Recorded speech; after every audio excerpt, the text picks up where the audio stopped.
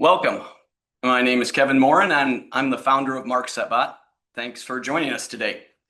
Over the next 60 minutes, we're going to dive into the impact that MarkSetBot and Vakaros can make on your race course when you combine them together.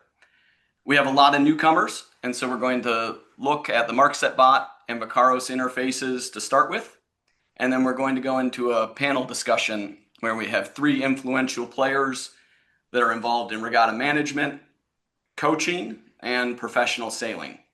We're expecting 400 attendees, so we have everyone muted. If you have questions, type them into the Q&A area that you'll see at the bottom of your screen. And we're recording the session, and we'll share it with everyone at the end of the meeting. And so with that, we're going to go into MarkSetBot first. So the first part of MarkSetBot is the ability to draw out race courses and have autonomous marks go into position. I've got an example here that is a windward leeward course, and you see that it shows you where the weather marks should be, where the leeward gate should be, if you have them upwind of the start or downwind, and it squares that from the race committee boat. It also shows you your start and your finishing. And in this particular case, we also show a boundary so you can tell if your race course is going somewhere where it shouldn't, like if you don't have enough water or if the corner of the race course is into a shore or something like that. And so this is our core functionality where you control one-to-many bots by drawing courses and then telling the bots to go to those courses. We also have an ability to do these layouts, and so you pick them based on direction. You specify the length that you want the course to be, the line length, and then how big you want your offsets to be. We have in this area about 100 courses that different designs, and based on whatever you need, the bots move in direction on their own. Also on this screen is the ability to figure out how long you should make the legs of your race course. And so you pick in the target you want, the boat type, the wind you've got, and the number of legs. And then it's telling you how big of a course to make, and it fills that in for you. We have 25 or so classes in here, all the big one design classes, so that you can set a course that way. All right. We have also a line length calculator. And so you put in the number of boats you have, the length of those boats, and then what multiplier you want to use when you're setting the line. So in this case, if you had 20 J70s, you would set your line at 210 meters.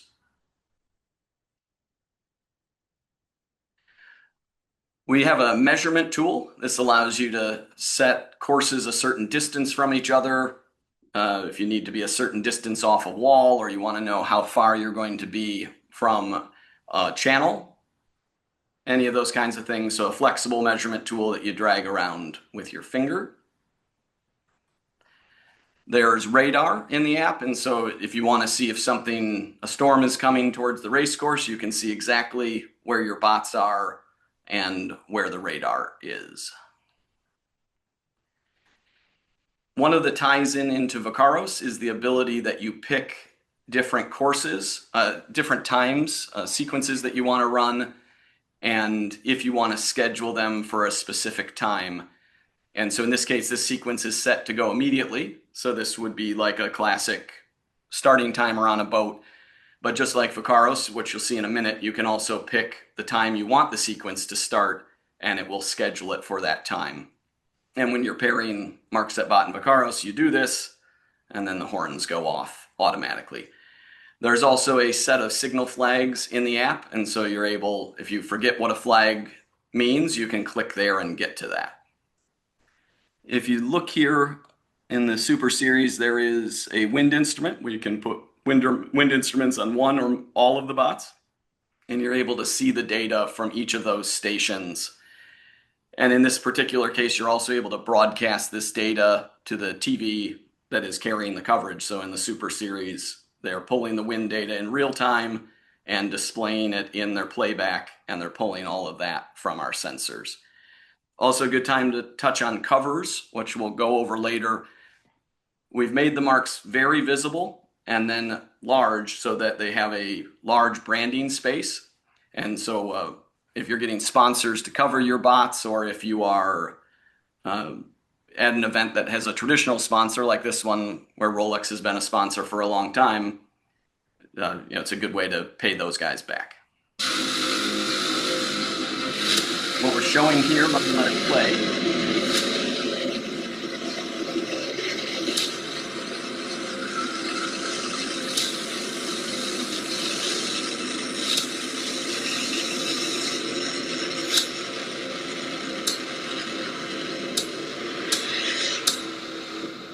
Starship is landed. This is an example of one of our interesting alternative uses where, with the bots with satellite internet, in this case Starlink, are able to video record from 500 miles offshore, live streaming video content and controlling them. And so SpaceX set of bots, they have special cameras on them, and just with a bot and this special camera, this footage was streamed to 4 million people. And we do a lot of custom projects for people. And so in the case of SailGP, with their large marks, these are 5.5 meters in diameter. And so the same set of code in the same app that you control the bots in is able to control large objects like this. In this case, you can put 15 people on one of these and they steer around on their own. And so we do a variety of different projects for people, whatever you can dream of. If this is something you're interested in, reach out to us, and these are the kinds of projects we do all the time. One of those other ones here as this video plays, and this is interesting to yacht clubs in a way to cover the costs of bots. We have a product called Golf Shot Bot, where you hit biodegradable golf balls into any body of water. And in this case, it's very popular for weddings. And so we have clubs that own bots for sailing, but they repurpose those bots for any kind of parties they host at their club. And they're able to cover the costs of bots by having this kind of thing. And so you can check this out at golfshotbot.com if you think that's something that would be interesting to your club. But effectively the same bot that you've seen before, and now it's just used for a different sport.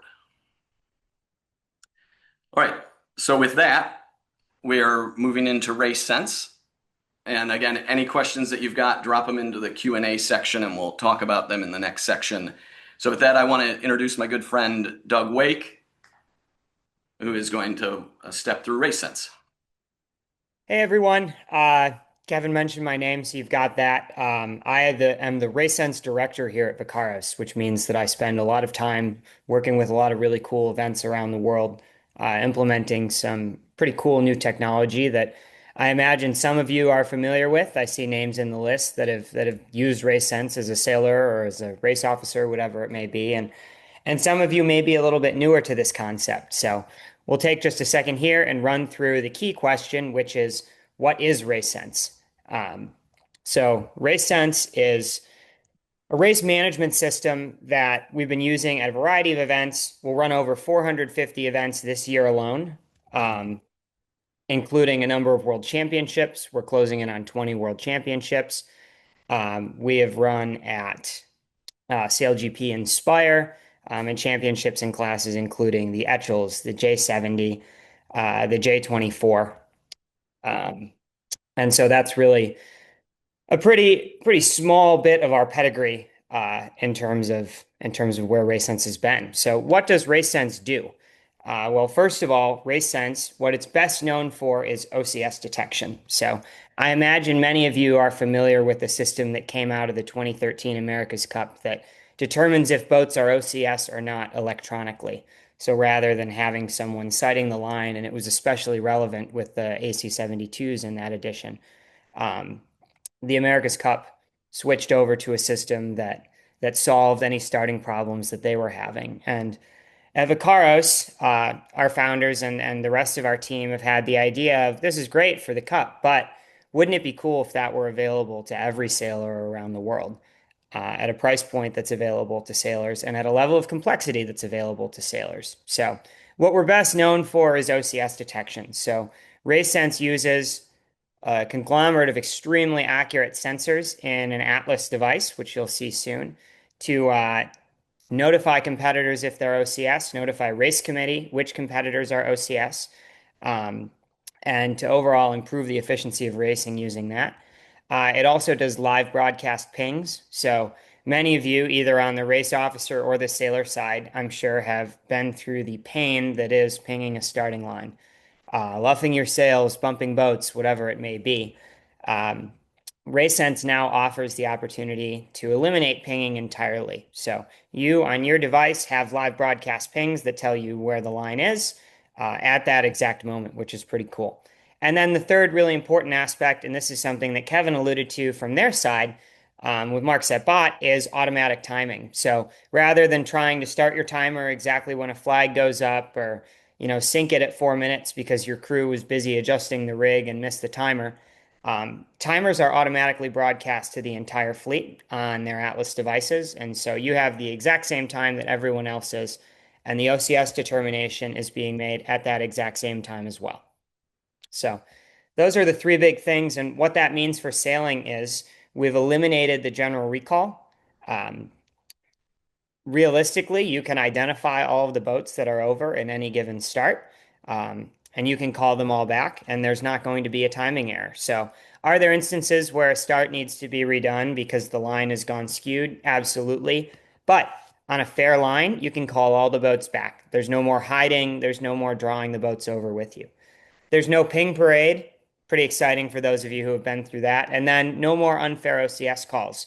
So, for example, I think a lot of us as sailors have been in a position where we've started and we get called OCS or get called black flag, and a boat that we might have been covering but was advanced on us may not get called. And it's a frustrating aspect of sailing. So, we're working to eliminate that and really get rid of unfair OCS calls. The device that we're doing all of this with, and many of you may be familiar, is an Atlas II. So you can see it on the screen. You can see it in my hand here for a little bit of size perspective. The Atlas II is our flagship instrument. We can also run RaceSense from the Atlas Edge, which is the same form factor. And the Atlas II was built with RaceSense in mind. And so what does that mean? Well, first of all, it means the Atlas II has an extremely accurate GNSS receiver, capable of dual band GNSS plus differential GNSS. That's pretty awesome. It allows us to get down to 15 to 25 centimeter SEP accuracy on the water, which means that for consumer grade GNSS, this is about as well as you can do. We've also got a magnetometer that's extremely accurate, which is important for orienting the boat, and a gyro as well. And so on the water, on your Atlas, you can imagine on this screen, you don't just see your compass, your speedo, your distance to line. You also see some different user interfaces, including the ones on the screen here, showing you that you're OCS, that you've finished a race, that you've exonerated yourself, that there's a new race coming, or that a race has been postponed or abandoned. So rather than having to wait to hear these things on a VHF or guessing with flags, you're actually getting this broadcast directly to your boat on this device. So, a lot of people's first question is how do we actually make an OCS determination? Well, in a one design fleet, the device itself is mounted in the same location across the entire fleet. And you can see an example of that here in a known fixed location. We then map into our software the shape of that boat. So for example, here, a 49er, we've mapped in the shape of a 49er. We know exactly where all of its curves are. And we know a bow offset, which is how far the device is placed from the bow. So by using the GNSS receiver that we have for really precise positioning, and then a really precise magnetometer as well, we're able to map the whole orientation of the boat relative to a start line. So not only can we make a call if the device or the bow of the boat is over, but also if the beam or the transom is over. So we're really operating as close to the racing rules of sailing as we can, which is calling the entirety of the boat. So how does RaceSense work? And I'll try and keep this relatively brief. RaceSense is built on hardware that allows it to be resilient. We've all been on the water where we lack cell signal. And so RaceSense is reliant upon a local mesh network. The network is self-healing and it routinely runs in fleets over 90 boats, up to 110 so far we've run. So devices have about a 1 kilometer point-to-point range, and they broadcast among each other, passing information, and then they also communicate with the coordinator device on the race committee boat. We can get more into the technical details later, but the point is RaceSense can run anywhere on the planet with GPS reception, which is pretty exceptional.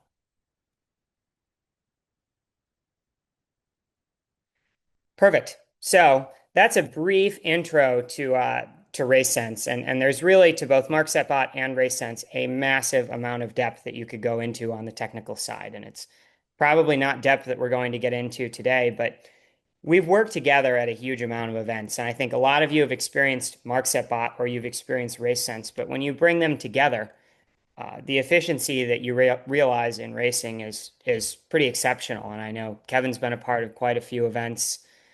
Kevin, do you have any thoughts, any events that have been particularly inspiring to you in terms of bringing these technologies together? You've been at this since 2014. Yeah, so I think highlights are certainly the GL52s, 52 Super Series, these kinds where they're doing a lot of media coverage. And so they're able to pull in stuff from both of us to help with that. Everybody has pain around OCSs, and pulling anchors in the Mediterranean is awful, right? And so those kinds of people certainly jump to the list.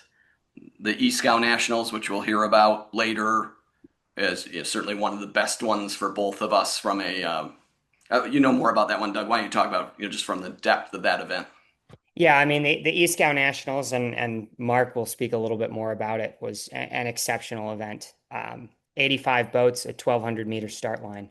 I don't want to steal Mark's thunder at all as we get to it later, one of our panelists, but really an exceptional event that likely would not have been able to go off as it did without this combination of technologies. So we've been running races there, and I think the M32 class has been a pioneer as well. And I know we have, I think Carol Ewing I saw on the call, one of their race officers. The M32 has been a trailblazer in sailing for a while, and is a class that operates entirely using a floating race course. And what that means is that they have two marks for their start line, and then the rest of their course marks are MarkSetBots as well. And so adjusting the course axis and getting into new races is super simple, which is really, really relevant And the for boats ability to like the sight that M32. starting line is so hard when you're starting on a reach going full bore to be able to measure that starting line. That's why it makes sense for both technologies on that race course. Yeah, it's almost impossible having sat on a lot of M32 race committee boats. It's pretty amazing that team is as good as they are with their eyes. It's a really tough job. Yeah. I And think, I think for other you, stuff, Doug, like the J70s in Detroit, which is a small fleet, they're now running races fully autonomously where they have no race committee. And the only way you can do that is with tracking devices and with Vakaros and with MarkSetBot, that ability to turn a course and officiate the course. You have to have technology like this to pull that off. And they've made it make financial sense because they were having to pay people to run their races. And now they don't have to pay those people to run races. A small example of it, right? But an extreme case where some people are doing cool stuff. yeah, absolutely. I think, for me, watching quite a bit of racing happening, the J70s in Detroit might be the coolest example in that they're going out there and truly running race sense from one of the J70s and running bots from a J70. Yeah. They don't need to have any race committee infrastructure out on the water, which is great for club racing. It's not something you do for a national championship, but we understand the burden that a lot of clubs and sailors are under in terms of finding race managers, and so being able to run acceptable races, often great races, without having to have that infrastructure is really powerful.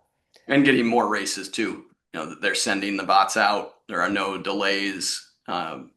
They leave the club, and then they're telling people when the race is going to start.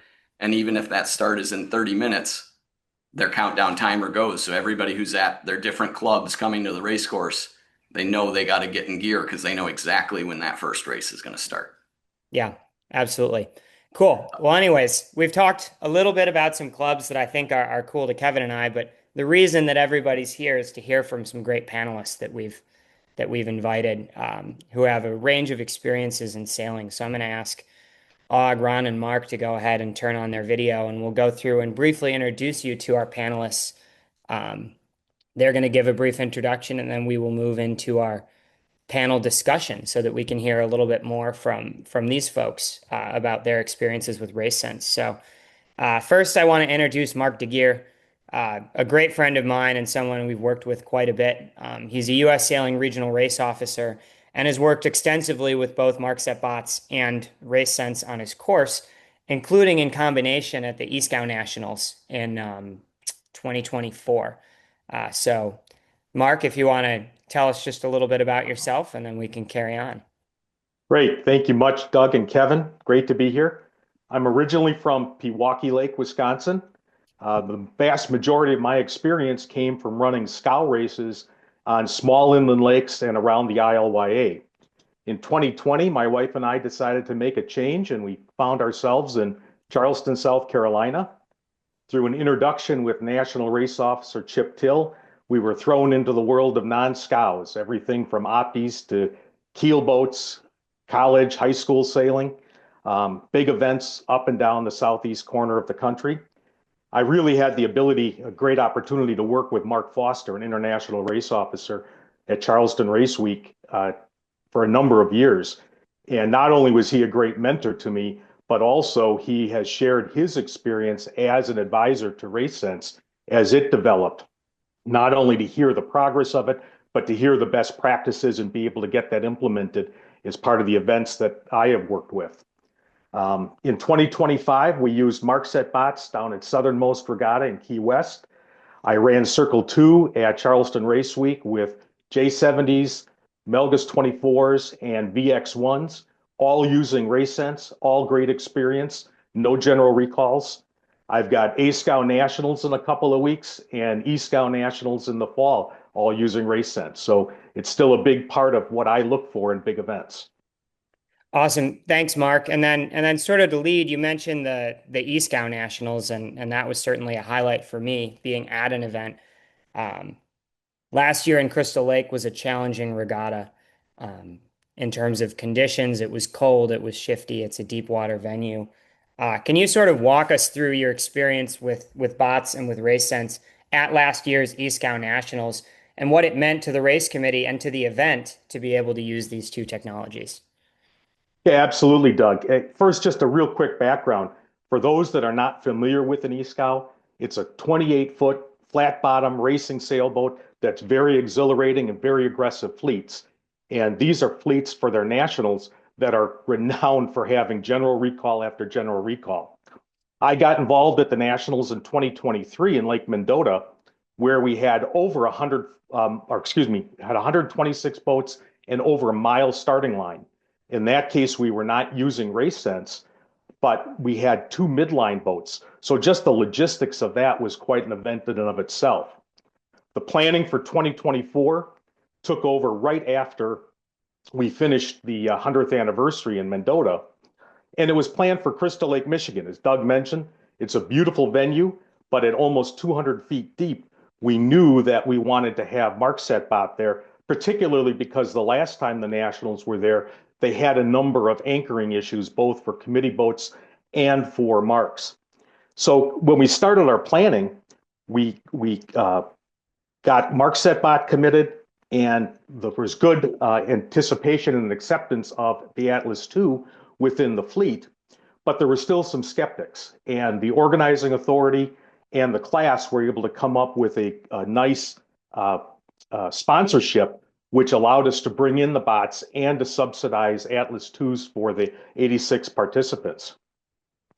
As we planned for the staffing for the race committee, the biggest thing that I looked for was having dedicated technologists. As Doug mentioned, he was there. He was my RaceSense technologist, and we had a representative from MarkSetBot that was on site with us. Having those dedicated roles is very, very important for these big events to make sure they're focused on the technology and getting everything laid out. It is such an important role that it's something that I've advocated to U.S. Sailing should be included as part of SOARS for a recognized part of the race committee. The logistics were really something that we needed to consider. Where are we going to lay out the MarkSetBots? How do you get them out there? You're not just looking at your race committee boat saying, hey, I've got my flags, I've got my buoys, let's go. You now need to have those technologists involved from early on to plan the race courses. Where am I going to put the bots? Is everyone checked in? The real key for this event was that everybody knew. They knew the timing. They knew our plan for the courses. We were able to get out on the water and get the courses set very efficiently and still be able to run the entire set of races in the challenging conditions that we had. The class likes to do upwind finishes, and we needed to get the controller and Doug and the tablet up to the finish boat. So it's just one more piece to have the logistics figured out before we get there. I like to use Buoy Zone as one of my planning tools for events, and there is an interface between Buoy Zone and MarkSetBot, but rather we used it to communicate the location of the GPS location we were. As Doug mentioned, we were set up using 2 bots for our starting line, but then also we moved that starting line up to our gates. And we were able to get the GPS location shared through Buoy Zone very effectively without having to do it on the radio. Given the wind conditions which were up in the 20 knot range, the upper end of the class limits, we had to plan around for getting those bots moved into position. And there were a couple of times that we needed to tow them because going upwind against those conditions was very, very tough. But those were the kinds of things that we had planned, knowing the conditions around the lake. The other key thing has been mentioned is the starting timer. It was great in the morning to make sure everyone knew that we were on the water. We're planning on-time starts. But also, with a fleet as 86 boats, that gets a little bit spread out.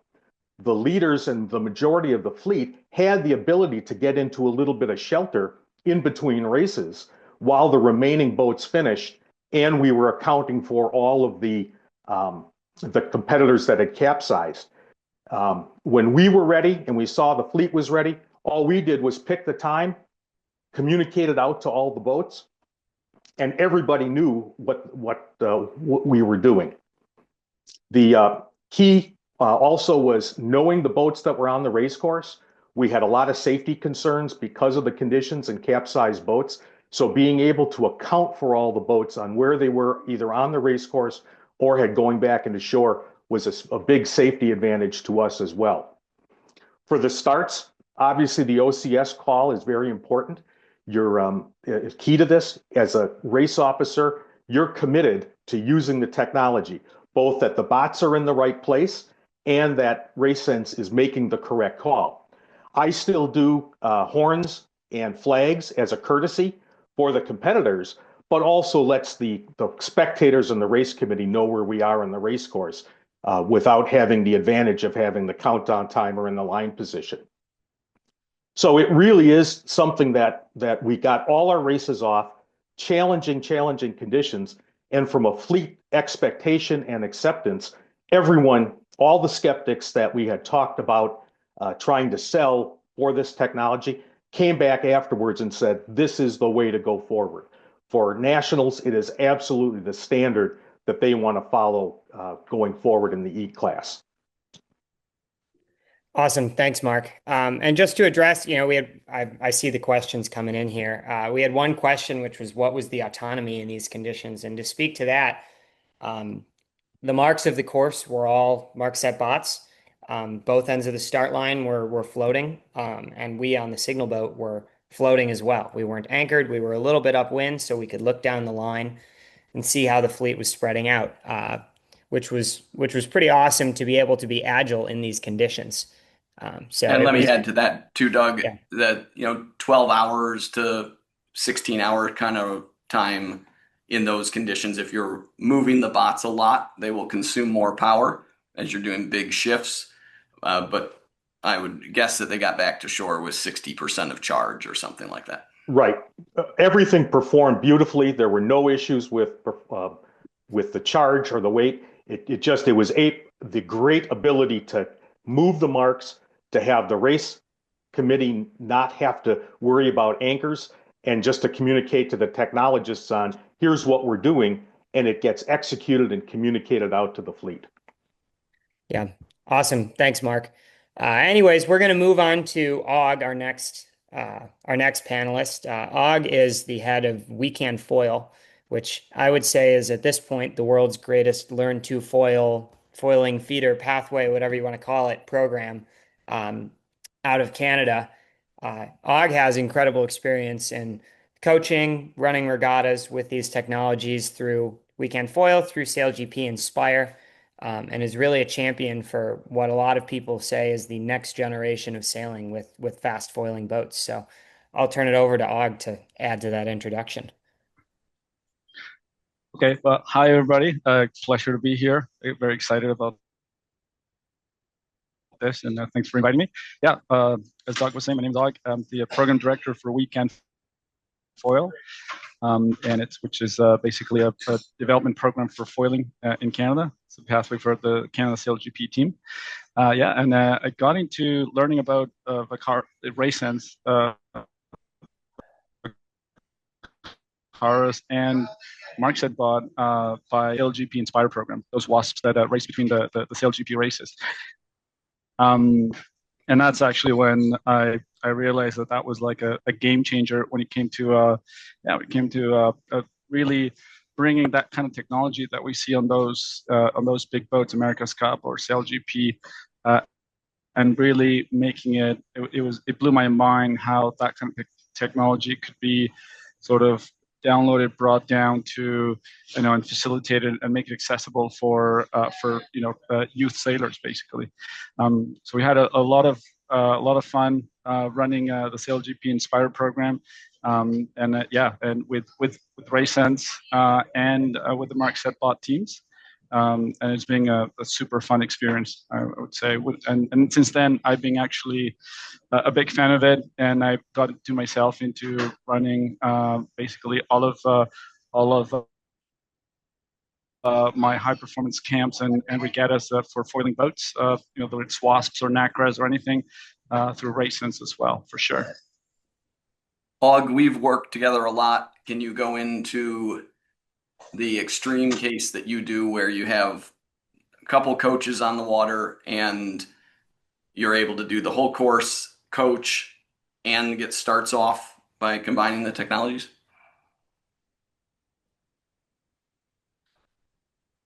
Yes.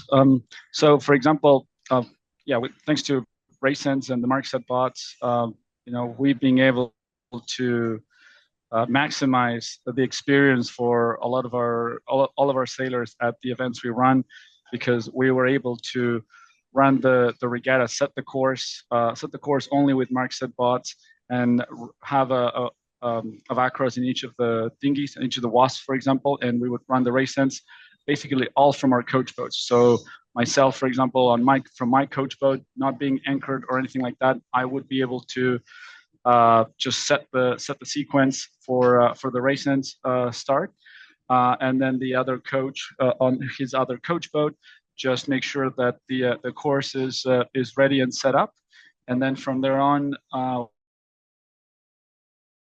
we would actually just get the races going or anything, and on top of that just focus on coaching, which is what we were mainly there for, and just basically take off from our mind all of the stress of actually running the races, taking scores and everything. It was all automatically done, or pinning the starts or anything, or setting up the sequence. It was all automatically done through the technology, which for us it was a game changer for sure. From our end as well, basically as coach boats, and also dealing with foiling boats that, as you guys all know, like they're very fast. Having the opportunity to move the course quickly, or make any course adjustments, just after doing a few clicks here and there, it saved us a lot of time, because normally for foiling boats, and like any other boats and any other classes, waiting times is it's a big boomer. So we want to try. We always enjoyed really being able to change the course very quickly, and then on top of that, with the RaceSense being able to set the sequence in advance, so that all of the sailors knew exactly whether it was like 5 minutes or 10 minutes or 14 minutes or 55 minutes until the next race. It really helped them, give them lots of time for them to decide whether they would make any adjustments on the boats or have enough time to, have some food or water or anything like that. That kind of communication that there is between the technology that RaceSense offers and MarkSetBot offers as well, with all the VHF commands as well. Like the sailors have really being able to enjoy it, and at the same time, on that end, it being enjoyed a much bigger value out of the experience. So we've had events where in the past where we were able to be per se the last ones heading into the water. Like this is like, for example, at a classic regatta Orange Bowl, where we were running RaceSense and MarkSetBots. And we were the only class. I was running the WASP class, and we were the only class that was running RaceSense and using MarkSetBots. And the funny thing was, we were the last class going into the water. We were the first class actually coming off the water, and we were the class that had the most amount of races and the most amount of racing time per se, compared to any other classes. So from a value perspective, that was huge for the sailors. Awesome. Thanks, Og. Cool. All right. Let's welcome in Ron Rosenberg, our third panelist, who we haven't chatted to yet. Ron, I call the happiest guy in pro sailing.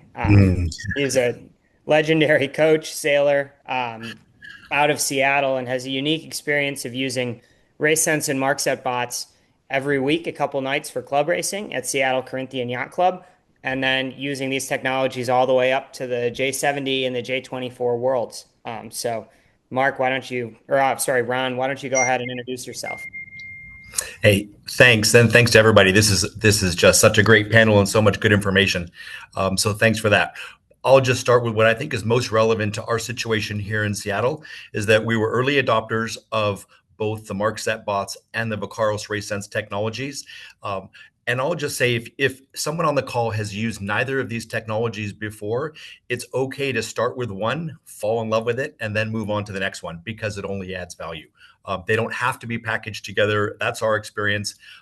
We started with the MarkSetBots, enjoyed the great value that they brought to our game, and then we stepped it up a big step with the Vakaros RaceSense. So I just want to make sure everybody understands they don't have to start whole hog right in the beginning, and there's a little learning curve, but it's really not as steep as you might think. It's really both interfaces are super user friendly, and our club adapted really smoothly to it. So we use this technology, both these technologies, from everything from our Wednesday night J70 series, where we have 30 J70s on the start line every Wednesday night. We typically enjoy 3 to 4 good quality races, 1 mile beats, outstanding accurate race courses, 0 general recalls, super time efficient, really maximizing the fun for our game on Wednesday nights. We also use these when we ran the J24 Worlds. That was almost 2 years ago now, a year and a half ago. And that was one of the first world championships that the Vakaros RaceSense was used. And of course, we already had the MarkSetBots in place. Both of those were a great success. Since then, many of our team, we continue to use this and develop along with our technologists who you've already heard at the beginning of this call, but we've enjoyed them both at the World Championship level as recently as the J70 Worlds in Palma just a few months ago. And I'll just point out one item of the many benefits of these technologies. One of the extraordinary ones is that you, in a World Championship with nearly 100 boats on, I'll say, aggressive boats on the line, we even had one start where there were 0 recalls in the regatta, which is notable because we had one start with 23 over earlies. 23 over earlies. Not only did all those boats quickly get back to the line, right? As soon as you're over the line, you're at the gun, your lights flash red. The boats around you know to give you a little space and grace to quickly get back. They know you're returning to the line. We no longer have to wait for VHF and radio calls and things like that. But they all came back to the line very quickly, re-engaged with the race. Some of them re-entered the top 20 by the time that race was done. Prior to these technologies, that was unheard of. You would be the penalty for something in a world championship for being over early typically would be much, much greater. Really important thing to note there, because it keeps the racing close, minimizes the penalties, and thus minimizes the bad experience. And I'll just say that's one of our mottos here. We've grown our fleet locally to 60 J70s. We're the largest in the country. These two technologies are a really big reason that we've been so successful here. Minimizes the bad experience, minimizes the penalties. It's as simple as that. You're not out of the race if you're over early and you're one of a lot of boats being called back. You know right away you can get yourself back. Competitors around you make it easy for you to exit and get back. Minimizing fouls, minimizing accidents, minimizing any of the bad experience that used to happen much more often in our sport. So just the benefits are tremendous with these technologies. We have Olympic medalists in our group locally. We have world champions in our group locally. We have novices, are sort of the average of our group, are fairly novice sailors that have not been sailing that long. We also have complete beginners that come out on a Wednesday night steering someone's borrowed boat in a J70. And we have 0 touches, 0 accidents. We communicate clearly, and the technology makes it easy for us to do that. It improves safety. There's no more frustrating, the stressful pinging that used to happen when the technology first came out and race committees were first starting to use things like Vakaros pinging devices. We would all have to line up and really get in tight quarters, rushing to quickly ping so we can get on with our pre-start programs. This is all done for us. The time saving is tremendous, but I think the real value for those of us that are boat owners is that there is no more stressful pinging. You don't have to kind of crowd your way into a tight situation to try to get a good, accurate ping, and then wonder because if you rushed, if you're off by a couple of meters or not. All of that is gone. Those are now the old days, and the new technology is really fantastic. So I'm just trying to share a couple of the benefits that we enjoy from our group. When an add on to that, Ron, when you integrate both technologies, and this plays into what Mark sees as well, when you want to move a starting pin to make it a good square line with a MarkSetBot, that's trivial. But if you're in a group that does pings, that's not trivial because you're probably doing a 5 to 10 minute delay so that all of the boats can go over to the side, to that side to reping. And with Vakaros, it's just happening. Exactly right. I'll follow on that point, Mark. Kevin, thanks for jumping in with that. The other point that I think goes hand in hand with that is we sail in very deep waters here. One of our great challenges used to be anytime we had to set a mark, change a mark, square up the course to make it more accurate, shorten the course, lengthen the course, either for safety reasons or the wind's getting lighter, we want to shorten things and keep it on time. Any movement used to be a tremendous effort on the race committee. The resources we used to have many more volunteers involved. We used to have many more support boats on the water with more marks. Some of the sailing that we do on our sound is 600 feet deep. And if you've ever done race committee and anything deeper than 100 feet, that is a ton of work. And you really think twice about making adjustments to your race course. Those days are gone. It really makes a huge difference. In the J24 at the higher level, pointier end of the sport, at those worlds, the race committee was able to do little 2, 3, 5 degree changes and make the adjustments they wanted to make when they needed to make them quickly and smoothly without having to have support boats racing around, hauling marks, dropping marks, letting the current take it one direction or the other. Really tremendous. And again, that used to be a big problem for us on the start line. Speaking more about the combination of the two technologies between MarkSetBots and Vakaros is in these deep waters. And if a puff comes on or the current starts to soften or change a little bit, those buoys, if they're in hundreds of feet of water depth, those buoys would move quite a lot. So now that you've just pinged the start and something changes and the wind goes from 16 knots to 12 knots, those buoys are going to move a few boat lengths. And now we now all have bad pings. That used to cause real problems for us. Lots of recalls. Those days are all gone. This technology takes care of all that. The MarkSetBots stay in position. The Vakaros, of course, sensors are connected to the buoys. We are always seeing and living and racing with accurate technology. That makes a huge difference to all of us. So it really does make a big difference at all levels of the sport. If I can say a couple more things, you can cut me off anytime you want, but the benefits are real and the benefits are big for us. And I'll say cost-wise, this has been a huge value added for us. We amortize this across many more races. We used to struggle to get 2 races in on a Wednesday night, especially when the days are a little shorter here in the off season. We are comfortably easy to get 3 and 4 quality races in with almost zero downtime. The last boat finishes, everybody ready, time goes up on your Vakaros, they adjust the start line, and we go, and we're right into it. It is really nice. There is no 15-minute pinging and getting everybody together and getting everybody ready to race. We actually finish the race, retune our rigs, and get ready to go right into the next one. And it makes for an amazing way to mix up the week. And I think that's part of the reason that our racing is so popular here. So we amortizes across so many more races, makes it very cost effective. At the end of the day, we get to enjoy more racing. We get to enjoy better racing. We have fewer accidents. We require fewer resources, and we minimize any bad experiences. As I mentioned, that is a strong theme in our group, right? Everybody gets a lot of space and grace because we have the talent level disparity between beginning sailors out there on the race course with world champions and Olympic sailors. Of course, everybody wants to win, but we all have so much more fun, and there's so much less tangling. And I'll give you one quick example of that. That is at a start situation now, using accurate data on the start lines. The MarkSetBots don't move, they stay in position. The meter countdown is such a helpful tool. There's a learning curve involved in using this tool to your advantage. What you will learn, here's the big secret, when you're starting a one design keelboat with Vakaros. There is no more shake and bake, last minute tacking in, jibing in, tight situations, luffing head to wind, because what you learn is at a world championship level sailing, and we just teach our beginners this when they come for the very first time, you line up in these approach lanes. Typically, in normal wind conditions, you'll line up at 60 meters off the line and 60 seconds back, and you will slowly creep forward in your close hauled lane. And that we call that your approach lane. Boats are already lined up. They're already lined up across their bows and sterns. They're already overlapped at 1 minute. Everybody's on starboard in your approach lane, 60 meters back off the line.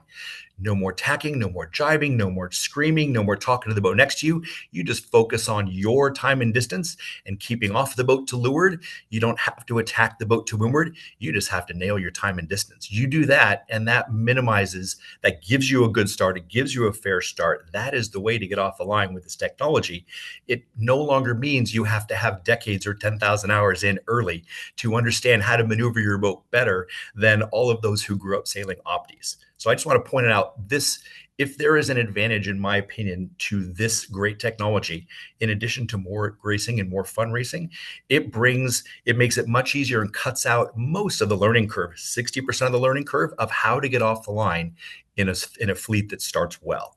You no longer have to suffer second, third row starts just because you don't have the experience of the boat next to you. So that's something that if you understand that right away, you're going to really gain a lot. Your scores will reflect that. Lastly, this just ends up to us having the largest J70 fleet in the country. We have 60 boats here now. We've grown quickly. We're still growing. People are really enjoying this. And I think, if nothing else, is a testament to this technology on how much it's helping the sport across all talent levels. So I want to thank Vakaros and MarkSetBot, because what you guys have done to our sport in the last couple of years has transformed it. And I think that's why we are seeing such a strong burst of energy here in the Pacific Northwest, because we were early adopters in this, and I think it's really working for us. So thank you. Awesome. Thanks, Ron. Hey, I'm Doug, let going me to jump go in hire for a our sec. sales guy and hire Ron. But let's go ahead and get into a few questions from the gallery. And the first one that I'm going to kick over to Kevin is the ability to signal at Charlie, or to change courses with MarkSetBots and with Vakaros. Kevin, several people have asked this, so thanks, Jeff, Dwight, and I think I saw somebody else on that list too. So there are a couple of things to this, and as we build more integrations between MarkSetBot and Vakaros, this will expand. But in the event where you're moving bots a certain direction, we have a VHF system that we haven't talked about, and a horn system that handles this. So if you move a bot 10 degrees, it says, do you want to tell people about this? And you'll hear over the VHF an automated message saying, the race course is changing, here's the new heading. And then the horns go off automatically, beeping quickly. And so you're able to handle that. Where I see this going with Vakaros is that it's going to pop up on the screen as well. So we don't currently do that integration, but as we build the next step that we'll talk about in a few minutes, that becomes easy to send those kinds of things. So thanks for those questions. Yeah, absolutely. I can speak to one here that I think is certainly relevant, and Ron and Og may have some thoughts on this as well. Hugh asked about holding a daily post-race tracking analysis in the beer tent, hopefully, to look at the data from different boats from the day. And I think this is something that we're seeing growing more and more in our sport, that competitors, whether they're sailing in RaceSense events or not, often have access to really high fidelity telemetry data. And we see it in the America's Cup and Sail GP that they're highly reliant on data. It stems from Formula One, and really almost every sport on the planet these days is really leaning into data hard. So, Og, I want to kick that one to you. I know that you do a lot with the telemetry from the devices. So, what are you guys doing with the data? How are you learning? Do you think that this is something that's positively impacting the sailors that you work with? Absolutely. I think one of the best things about this technology is, as I said before, it's bringing all of that telemetry or all of that information or data that we see as viewers when we watch Sail GP races or America's Cup races. Then the fact that the sailors at the end of the day get like a diagram or literally like a chart exactly telling them how off the line they were, whether they were, how many meters away from the line, how many seconds, all of their even their what was their overall distance that they sailed across the race, everything, all of that, so that they compare themselves with the other competitors and actually be able to make a lot of improvements. So like the debrief value of this technology is also super helpful. So, and that is like, and to me, the one thing that was very impressive is that it's already made automatically by RaceSense. Like at the end of the day, when you export all of the results, all of the race results, and all of the finishes, it actually gives you like a full-on RaceSense report where each boat can actually see what was their time, their distance sailed, everything, and then they can analyze that themselves. Or sometimes at the end of the day, we tend to actually do a little bit of a debrief and actually work with everybody around that, which is super helpful, and all of the sailors and the boats appreciate it. Awesome. Thanks, Og. Yeah, I think that, for everybody listening here, these guys are really running at the leading edge of the right way. And we talk about Weekend Foil being a feeder program for the Canadian Sail GP team. And Sail GP has a unique ethos in that all of the teams are required to share their data with each other to sort of bring everybody up to a higher level. And I think that we are seeing, in many cases, RaceSense and this telemetry is really helping to do that. You have square courses, so you can get reliable data, which is really important. So having the bots is relevant, and then there's a lot of data sharing that happens. Ron, is that something you guys are doing any of up in Seattle? Definitely. And for anybody who sails boats beyond just one person, and maybe this is even applicable to if you're a solo sailor on a wing. So the way we coach people from the Olympic level down to the basic level is that, look, we have two ongoing concepts that have to be updated through dynamic prioritization from the start of the race all the way through the race. We have our speed team talking about our speed and our targets. We use the target numbers a lot relative to other boats. How are we doing? Do we want to go higher, faster, lower, or slower? How do we want to manage our speed and our trim and our modes? The strategy team on a different level, at different points of the race, some are more important. First part of the race, probably the first 2 minutes, it's all about speed, right? We're trying to get to one side of the course or the other. Strategy team then takes over after that first tack and says, hey, we want to, we're not going to want to tack back. We're going to want to keep going to the right. So we're going to duck everybody we have to duck. We're not going to be lee bowing back to the left. So you have your speed team and your strategy team conversations calmly and quietly overlapping and feeding into what the boat's plan is as you go around the race course. So you're moding, you're strategizing. These used to be a huge part of our debrief 2 years ago, 3 years ago, where we would discuss and occasionally finger point and occasionally argue a little about which team got it right and which team got it wrong. Was it strategy or was it speed?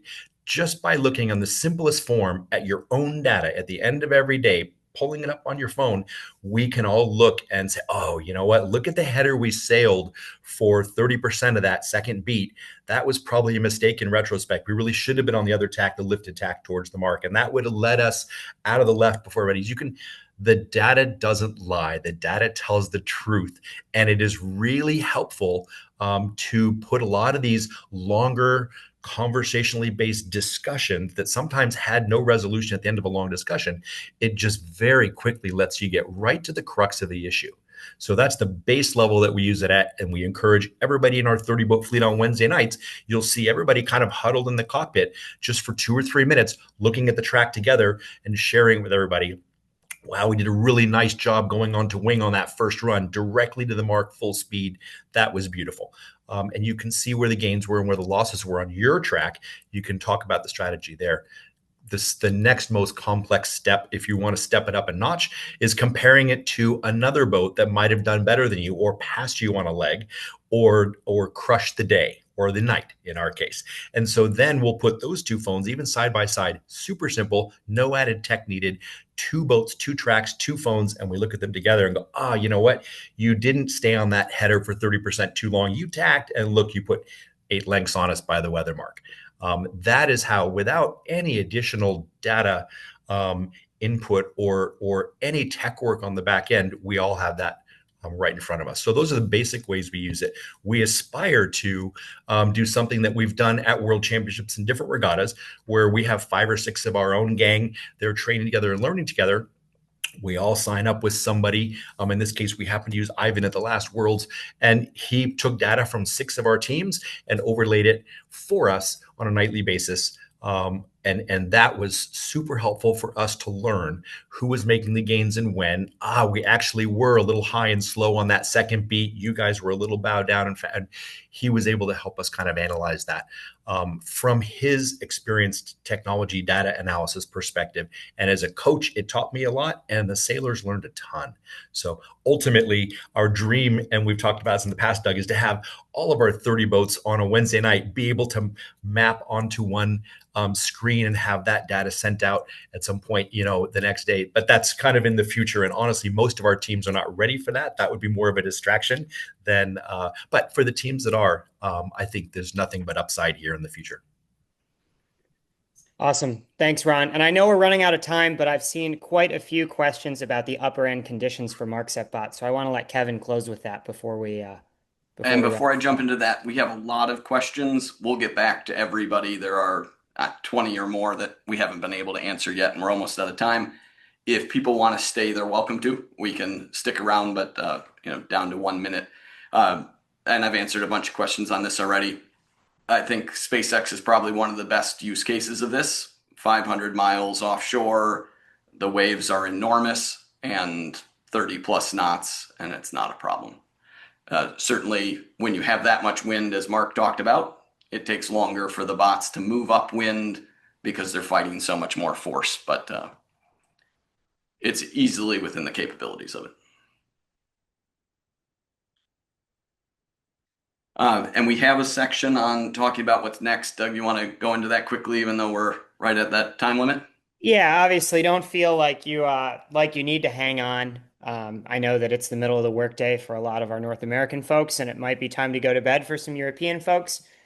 So we won't be offended if you drop off. But yeah, just we get a lot of questions on what's coming next for Vakaros, for MarkSetBot, and then as our integration. So I think to answer for ourselves first for Vakaros, I think one really exciting feature that we have coming near term, and we've been testing it, running around in a park with some compasses, doing some tests, is 3-boat length circle detection. So we have all been to events where it is a real challenge actually knowing when you are in the circle. And I think I saw Jeff Brassel put a question in noting that telemetry had actually solved a protest about whether or not someone was tacking in the 3-boat length circle just this week. And it's great that we can go and we can solve that once the racing is already done. But our philosophy is that it's better to solve things on the water. And so cool new feature is when you enter the circle, a light will come on your atlas to indicate that some part of your boat is in the circle. And we hope that while that's not telling you if you're overlapped or if you're right or wrong, that at least knowing when people are entering the circle should really, really help to quench a number of the disagreements that we've all been a part of at Marks. So I think that that's going to be pretty cool, which then leads to virtual umpiring, expanded live tracking. I answered a couple questions. We're now able to track races live using RaceSense through a web link, which is pretty neat. And then also racing with electronic boundaries. So for high performance classes, the 69F is a good example. The way that they have done things is they require a certain number of maneuvers per leg to dissuade boats from just hitting the corner and coming back. We will be able to enforce boundaries, much like you see in SailGP or the America's Cup, to force more exciting racing out of those types of classes. So yeah, those are some of the things that we're looking forward to, and Kevin can speak to more from the MarkSetBot side. Yeah, we've been busy on this. We're doing a bunch of tight integrations with Vakaros. One of those key ones is when the race is started. Right now, you pick both applications and say, we're going to start a race at 1:25 p.m. and then the races happen. We're tying that together. So when you say in RaceSense that a race is starting, the horn and VHF systems on the bots is going to go off automatically.